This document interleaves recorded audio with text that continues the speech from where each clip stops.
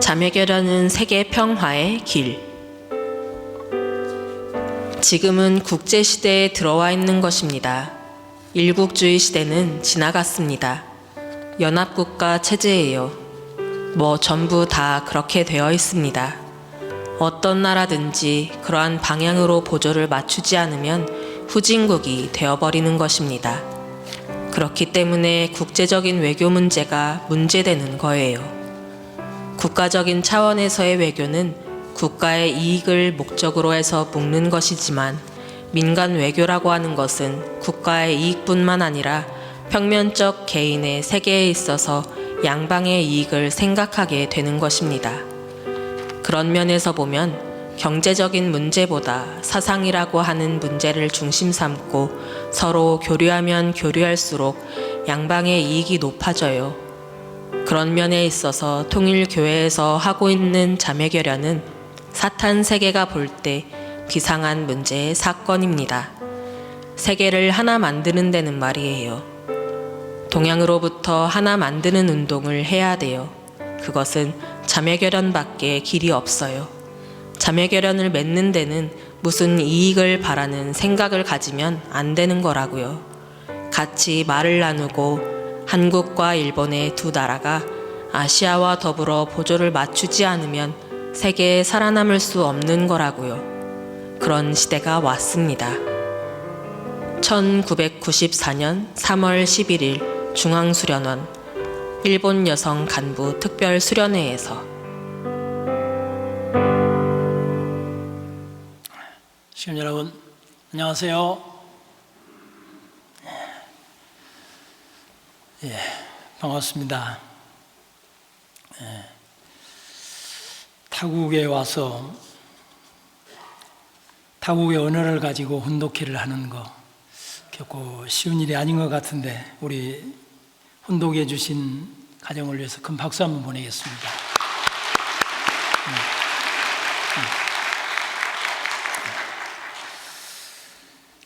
오늘 본문은 참 부모님께서 1900년대부터 자매결연에 대한 말씀들을 많이 하셨습니다.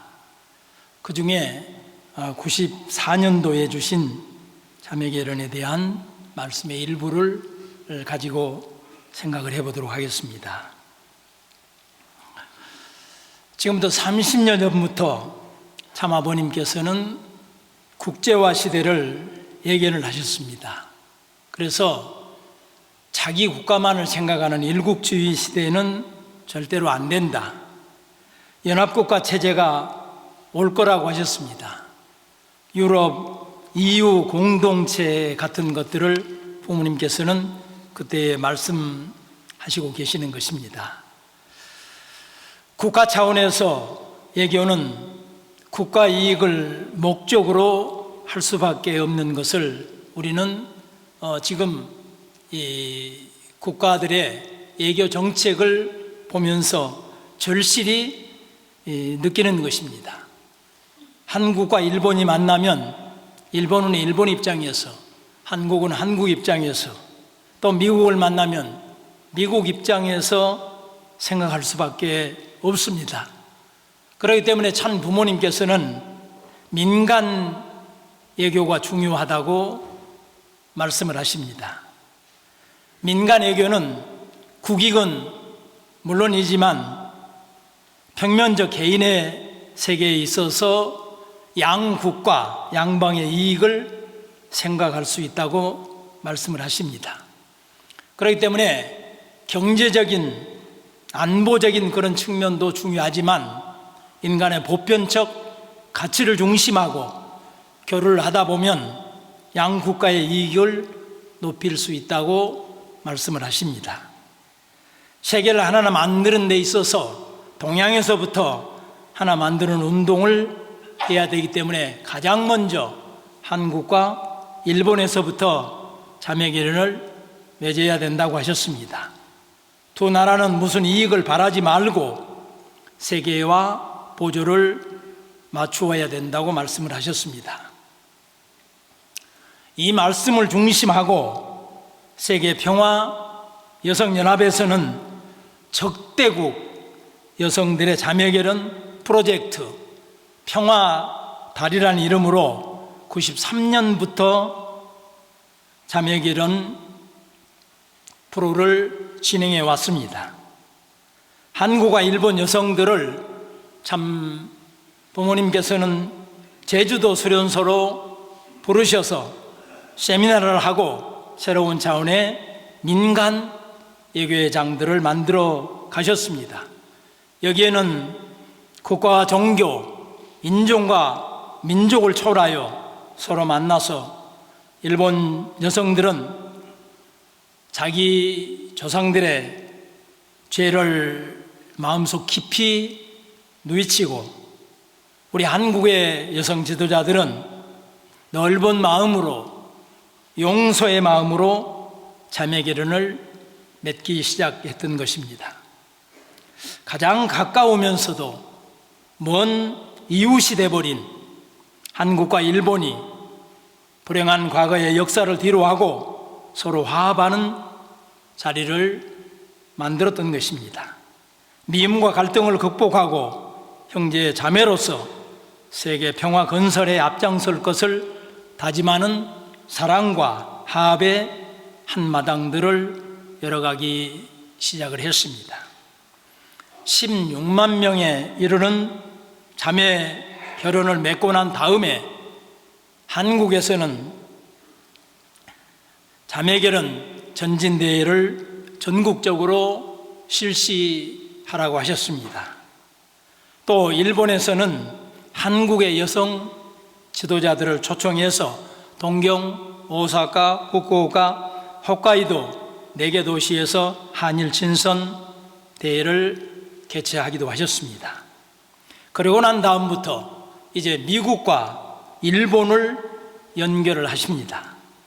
보시는 것처럼 전 대통령 부부가 참여하게 하시면서 95년, 96년 2년간 미국 8개 도시에서 감동적인 평화의 다리 행사를 2만 쌍이 자매가 탄생케 참부모님께서는 하셨습니다. 그리고 난 다음 미국 내에 흑인과 백인의 여성들의 자매 결혼을 맺게 하시고 영국과 아일랜드 그리고 중동 국가 여성들의 자매 결혼까지 확대해 가셨던 것입니다. 갈등과 한을 지닌 적대국 사이인 여성들이 대규모로 한자리에 모여 서로 얼싸안고 눈물을 흘리며 용서와 화해의 잔치 한마당은 참으로 아름답고 감동적이었다고 세계평화 여성연합 30년사는 기록을 하고 있습니다. 사랑하는 시군 여러분, 이런 기록을 만들어주신 하늘부모님과 천부모님께 이 시간 감사의 박수를 보내 올리십시다.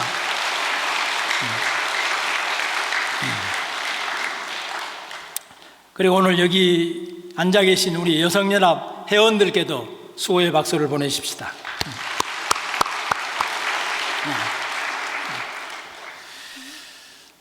30년 전부터 말씀하셨던 그 의미를 담아서 지난 수요일 12일 남산 시민대학에서도 한국 사람 100여 분, 일본 선교사 100여 분이 자매 결혼식을 가졌습니다.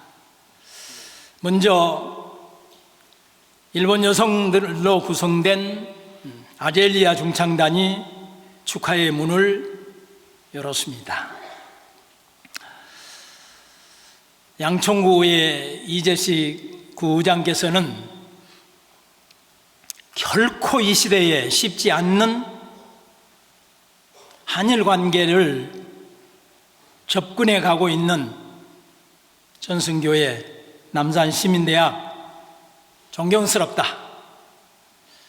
그동안 평화대사로서 문선명 총재님의 말씀에서 한일 관계는 언젠가는 꼭 풀어야 하는 과제라고 말씀하신 것을 여러 번 들었는데 그 말씀이 이루어지는 현장인 것 같아서 참으로 감격스럽다라고 축사를 했습니다. 이미재 용산구의 의원도 대단하다는 말밖에 할 말은 없지만 이런 큰 일을 전승교회가 있기 때문에 남산 시민대학이 개강되었기 때문에 가능하다면서 미래로 가는 용산, 희망의 대한민국으로 가는 신호탄이 되기를 기원하셨습니다. 국제뉴스나 세계로컬에서는 평화적 공존의 새 시대를 열고 있는 남산 시민대학이라고 소개를 하면서 앞으로 다양한 활동을 하는 시민대학이 되기를 기대한다고 보도했습니다. 이제 세용산 신문에서도 대서특필을 하게 되면 아마도 옆집에 계시는 VIP 분께도 전해질 거라고 생각이 들어집니다. 그리고 그날의 마지막 휘날레는 우리 곽영근 교수께서 드럼을 연주하시면서 정말로 화합의 한마당을 만들어 주셨습니다. 그날 행사를 위해서 수고한 분들께 박수를 다시 한번 보내 올리겠습니다.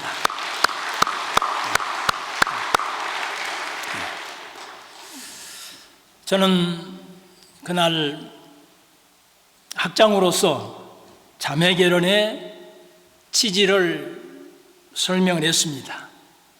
설명을 하면서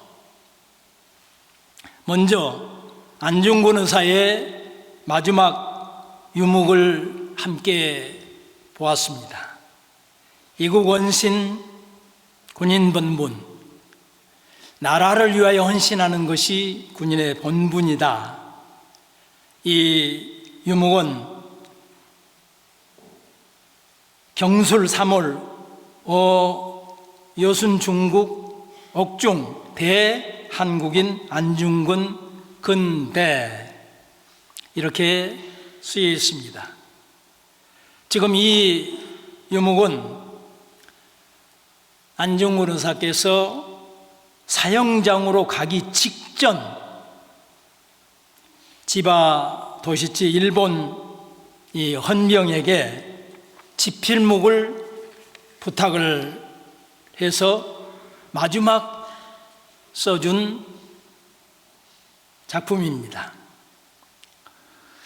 사형장으로 가자고 이 헌병이 이야기할 때에 비로소 언젠가 글을 부탁했던 것이 생각이 나서 쓰셨던 글이라고 합니다. 지금 잠시 후에 사형장으로 가야 될 당신의 상황임에도 불구하고 글씨체를 보면 하나도 흐트러짐이 없는 글씨체인 것을 보면서 한국 군인으로서 본분을 다했다는 안중근의 삶 자체를 적은 것입니다. 또한 이 지바 일본 헌병에게도 너무 미안해하지 마라. 당신도 당신 나라를 위해서 본분을 다하는 것이라고 적어 주었을 거라고 추측을 해보는 것입니다. 이 헌병은 여기에 감동을 받았던지 사형이 집행된 다음에 이 지바 도시치 일본 헌병은 스스로 퇴직을 했습니다. 그리고 고향으로 돌아갔습니다. 돌아가면서 안중근 의사께서 써주신 유목을 가지고 돌아가 가보로 간직을 했습니다. 그리고 그 가보를 부인에게 그리고 며느리에게까지 이 가보는 내려왔습니다. 그러다가 1980년도경 안중근 의사 숙모회에 기증하면서 보물로 지정이 된 작품입니다. 재판을 받기 시작하면서 사형이 집행될 때까지 불과 5개월 정도밖에 되지 않았습니다. 그런데 많은 사람들이 안중근 의사에게 그를 부탁했다고 합니다. 감찰관이나 간수나 또 승려 등 모두 일본 분들이었습니다.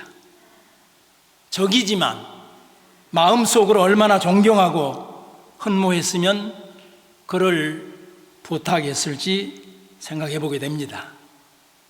그분들 덕분에 안중근 의사의 인생관이 담긴, 그리고 그분의 학식을 알 수 있는, 당신의 삶의 태도를 알 수 있는 짧은 자서전과 같은 유목들이 57점이나 지금 보물로 지정이 되어 있습니다. 안중근 의사께서는 부탁을 받은 글은 위에서 보았던 것처럼 대한국인, 안중근 근배 이렇게 쓰고 단지 동맹으로 이 약지에 한 마디가 없는 손도장을 찍었던 것입니다. 그런데 보물로 지정된 유목에는 근배라고 하는 부분이 가려져서 당시에 공개가 되었습니다.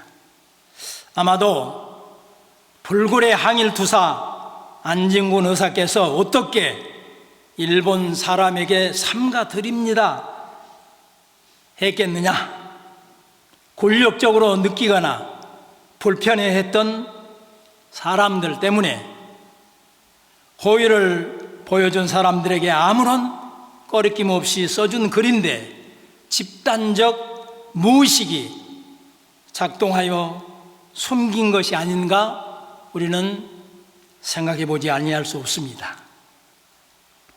하얼빈에서 요순 감옥으로 이송되어 6번의 재판을 받으셨습니다. 시종 당당한 태도로 재판에 임하셨다고 합니다. 여순 감옥에서 200m쯤 떨어진 관동 도독부 고등법원 1호 법정에서 안중근 의사는 재판을 받았는데 그 역사적인 장소가 중국 시립병원으로 바뀌었습니다. 그래서 그 역사적인 장소가 사라질 위기에 처해 있을 때 세계일보 부설로 여순 순국 선열 기념재단을 만들었습니다. 그 기념재단에서 이 건물을 사들였습니다. 그리고 옛날 법정의 모습으로 재현해 놓았습니다. 그 당시 영국의 더 그래픽지는 세계적인 재판의 승리자는 안중근이었다. 그의 입을 통해 이토 히로부미는 한낱 파렴치한 독재자로 전락했다고 보도했다고 하는 것을 우리는 익히 잘 알고 있습니다. 안중근 의사께서는 재판장에게 나는 대한제국 의병군 참모 중장 직무로 하얼빈에서 전쟁을 수행하다가 포로가 되었다. 그렇기 때문에 마땅히 만국 형국과 국제공법으로 재판하는 것이 옳다고 당당하게 주장을 하셨던 것입니다.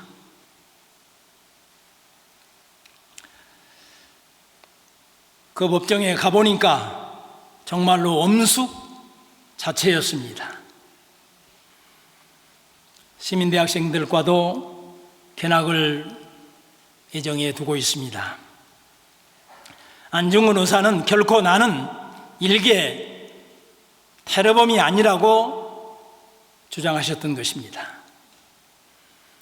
이토 히로부미 암살이 동양 평화를 위한 정당한 의거라고 주장하시던 당당함, 몇 달을 함께 보낸 일본인들에게 삼가드립니다 라고 글을 써준 넉넉함을 우리들은 기억해야 할 것입니다. 저는 안중근 의사가 보여준 당당함, 넉넉함을 가지고 한일 관계 해법을 생각해 보자고 그날 말씀을 드렸습니다. 사형장으로 가면서 치바 일본 헌병에게 동양에 평화가 찾아오고 한국과 일본 간 우호가 회복되는 날 다시 태어나서 우리 만나자, 이렇게 말씀을 하셨다고 합니다.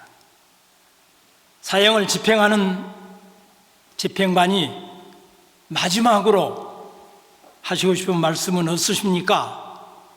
라고 질문을 하니까 아무것도 없어. 다만 한국과 일본 양국민이 서로 일치 협력해서 동양평화 유지를 도모하기를 바란다는 마지막 유언을 남기셨다고 합니다. 잠시 안중근 의사가 그렇게 피력했던 동양평화론에 대한 짧은 영상을 함께 보고 싶습니다. 일본은 1904년 2월 러일 전쟁을 일으키고 1905년 11월 을사늑약을 강제로 체결하는 과정에서 아시아의 강국이 서양 제국주의로부터 아시아를 지킨다는 명분으로 이웃나라를 침략하였습니다. 하지만 안중근은 이토 히로부미 저격 후 옥중에서 집필한 동양평화론을 통하여 아시아의 평화를 지키는 유일한 길은 일본이 서양 제국주의를 모방하는 것이 아니라 대한제국, 일본, 청이 상호 간의 자주권을 서로 인정하고 힘을 합하여 서양의 더 큰 힘에 함께 대응하는 것임을 제시하였습니다. 동양평화론의 주요 주장으로는 로마 교황의 중재 아래 대한제국, 일본, 청의 황제가 상호 주권을 존중하고 평화적인 관계를 맺을 것, 일본이 무력으로 점령한 여순을 청에 반환하고 해당 지역에 중립지대를 설치하며 대한제국, 일본, 청의 협력을 위한 국제기구를 만들 것, 대한제국, 일본, 청이 공동으로 출자하여 중앙은행을 설립하고 공용화폐를 사용할 것, 대한제국, 일본, 청이 연합군을 창설하여 서양 제국주의의 침략에 공동으로 맞설 것, 대한제국과 청은 일본의 협력으로 경제개발에 힘쓰고 세 국가가 경제 공동화에 성공하면 인도, 태국, 베트남 등 기타 아시아 지역으로 국제기구 회원국을 확산할 것. 결국 안중근의 이토 히로부미 저격은 일본의 침략으로 시작된 전쟁에 대응하여 아시아의 평화를 위하여 이루어진 위국헌신 군인 본분 정신의 희생이었던 것입니다. 당시 하얼빈은 청의 영토이나 러시아에 조차된 지역이었으며 안중근의 국적 역시 일본인이 아닌 대한제국인이었기에 일본의 재판부는 재판권을 가지고 있지 않았습니다. 그럼에도 불구하고 이토 히로부미 저격 후 3개월 뒤인 1910년 2월 14일 일본의 재판부는 안중근에게 사형을 선고하였습니다. 안중근은 동양 평화론의 완성을 위해 형 집행의 연기를 요청하였으나 불법 재판 후 불과 한 달 뒤인 1910년 3월 26일 일본은 안중근의 형을 집행하였습니다. 결국 동양 평화론은 다음 문구를 마지막으로 미완으로 남게 되었습니다. 그러므로 자연의 형세를 돌아보지 않고 같은 인종 이웃나라를 해치는 자는 마침내 포악한 군주의 환난을 기필코 면하지 못할 것이다.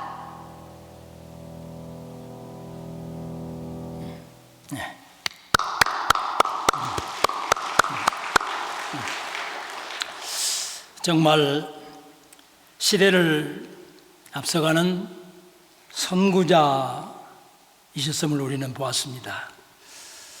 저는 그날 자매결연에 참여한 시민대학 어르신들께 안중근 의사처럼 당당하게 일본을 향해 잘못을 지적하셔야 한다고 했습니다.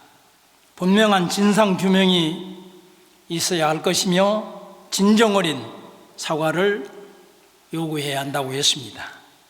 그리고 넉넉함으로 용서의 손길을 내밀어 보자고도 했습니다. 역사를 잃은 민족은 미래가 없다고 했습니다. 용서는 아대 결코 잊지 않아야 된다는 홀로코스트 기념관의 교훈을 새기자고도 했습니다. 혹자들은 9월만 열광들이 한반도를 침략을 해서 서로 식민지로 만들기 위해서 무력을 사용하던 때와 지금이 똑같다, 이렇게 이야기를 하고 있습니다. 그때는 우리나라가 정말로 힘이 없었습니다. 이 나라 저 나라 눈치 보느라 정신을 못 차리고 있었던 때였습니다. 그러나 지금은 절대로 그때와는 다릅니다. 외국에서 한국에 대해서 절대로 이해가 안 되는 세 가지의 미스터리가 있다고 합니다. 첫째는 굉장히 잘 사는데 정작 본인들은 모르는 것 같다. 두 번째로는 정말로 세계에서 가장 위험한 나라인데 아직도 전쟁을 하고 있는 나라인데 한국민들은 위험한지를 느끼고 있지 않는 것 같아. 그리고 세 번째로는 세계에서 일본 여권 지수가, 그러니까 일본의 여권을 가지면 세계에 가장 많은 나라를 갈 수 있을 만큼 일본은 세계로부터 존경을 받고 또 경제 대국입니다. 중국 G2라고 이야기하고 있습니다. 그런데 세계 유일하게 이 일본을, 미국을 무시하는 나라가 한국이다. 이 세 가지에 대해서는 외국 사람들이 도저히 풀 수 없는 미스터리라고 합니다. 이런 미스터리가 있는 것처럼 지금의 우리나라는 과거 100년 전과 너무나 다릅니다.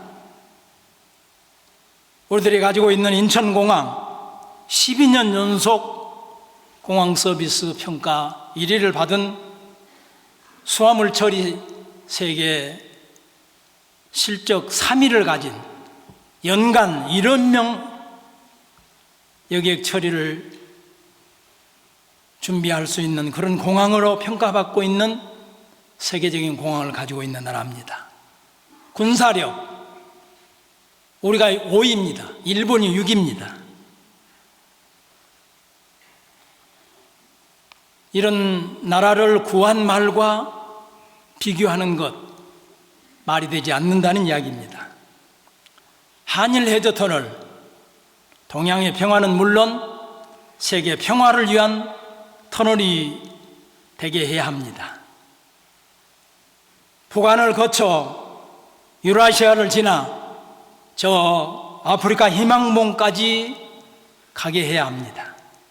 또한 베링 해협을 건너 미국 중남미 산티아고까지 가는 피스로드 건설이 천부모님의 평화고속도로 구상이었습니다. 오늘 우리들이 해야 될 과제입니다. 저는 최근 유튜브에서 일본의 네 자매가 한국 남성과 결혼한 사연이 소개된 유튜브를 봤습니다. 첫째 딸은 캐나다에 유학을 갔다가 한국 남성을 만났습니다. 둘째 딸은 한국에 여행을 왔다가 여행지에서 한국 남성을 만났습니다. 셋째 딸은 우연의 일치로 서울에 직장이 마련되어서 서울에 왔다가 같은 직장 남성과 결혼을 했습니다. 그리고 마지막 딸은 그 형부의 소개로 한국 남성과 결혼을 해서 네 자매가 모두 한국 사람과 한국 남성과 결혼을 했습니다. 한국 남성이 뭐가 그렇게 좋은가? 자신감이 있다, 당당하다, 윤사마처럼 정이 많은 성격에 반해서 결혼하게 됐다고 세 남매는 이야기합니다. 모두가 지금 워킹맘이 되어서 한국 출산율을 높이는 영상으로 소개를 하고 있는 것을 봤습니다. 저는 그날 시민대학 어르신들께 오늘 지금 이 자리에 와 계신 우리 선교사님들도 모두가 다 그런 분들입니다 라고 소개를 했습니다. 문선명 한학자 종자님께서 주신 원수를 사랑하라는 말씀을 붙들고 매년 3.1절만 되면 서대문 독립공원에 가서 눈물로 사죄하고 있다고 했습니다. 안중근 의사의 바람처럼 한일 양국이 서로 일치 협력하고 우호를 정진하여 함께 공영, 공생, 공의주의를 만들어 동양평화의 유지를 도모하는 자매 결혼식이 된다면 천상의 안중근 의사께서 오늘 이 자리에 오셔서 부활하시지 않을까 생각이 들어서 저는 2023년 부활절을 안중근 의사의 완벽한 부활이라고 말씀을 드리고 싶다고 그날의 자매결혼의 의미를 설명을 했습니다. 자매결혼을 하고 난 다음에 우리 일본 선교사들은 하나같이 그동안 사죄를 해왔는데 거기에 대한 대답을 얻은 것 같다고 했습니다. 그리고 관계 발판을 넓혀가는 계기가 된 것 같다고 했습니다. 시민대학의 어른들도 생각해보지 않았던 용서의 손길을 얼떨결에 그날 내밀고 보니까 스스로 성인이 된 기분이라고 웃으면서 말씀하시는 것을 들었습니다. 그리고 이제 앞으로 어떻게 하면 좋은지 묻는 분들도 계셨습니다. 사랑하는 시군 여러분, 조금 전 기도에서도 나왔던 것처럼 다음 주는 가인과 아벨이 하나 된, 한국과 일본이 하나 된 가운데 참부모님께서 모든 것 용서해 주시는 전주 은사 성주식이 있는 날입니다. 5월 5일 천일성전 봉헌의 의미를 어떻게 다 설명할 수 있겠습니까? 많은 원리에 규정된 간접 주관권과 직접 주관권으로 설명할 수 있을 것입니다. 최초로 하늘 부모님께서 직접 주관하실 수 있는 그 역사적인 현장에 부족한 우리들을 초청하셨습니다. 그리고 그 부족함을 채워주시기 위해서 은사 성주를 내려주셨습니다.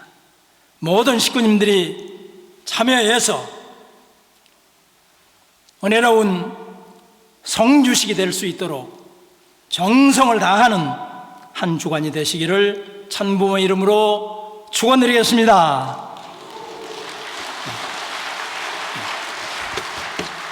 다 함께 일어서셔서 사랑하는 주님 앞에 찬송하시겠습니다.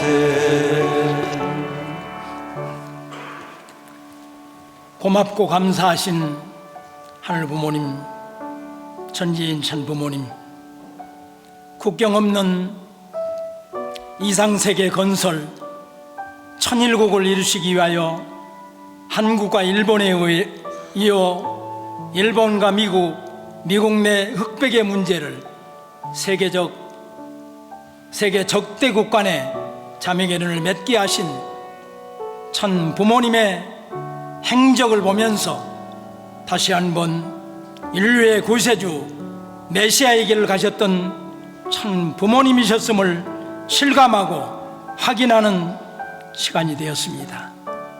저희들 분명 그때 그 자리에 있었는데 그때는 다 느끼지 못하고 이제야 돌아보면서 느끼는 어리석은 제자요 심정이 통하지 않는 자녀임을 고백하지 아니할 수 없사옵니다.